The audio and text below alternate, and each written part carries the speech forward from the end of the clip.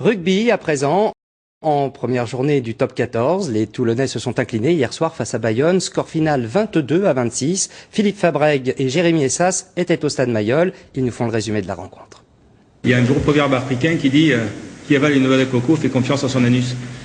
Ben nous c'est un petit peu ça.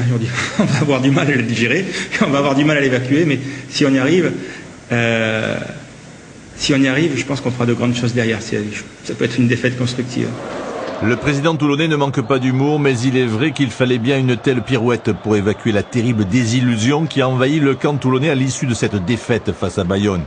Le RCT n'est jamais rentré dans son match, même si Contepomi ouvre le score sur pénalité dès la 10e minute. UG grille la politesse à la défense toulonnaise pour permettre à son équipe de passer devant au score 7-3. Le buteur basque Boyer est plus adroit que Contepomi et à la mi-temps, Bayonne mène 13-9. On a manqué un petit peu d'agressivité surtout. Donc d'agressivité, de même mise sur l'impact physique. Et donc voilà, et à la sortie, quand on veut jouer à la baballe, au rugby, c'est pas bon. En deuxième période, Toulon domine et parvient enfin à passer devant grâce à un essai de pénalité accordé par M. Marchand.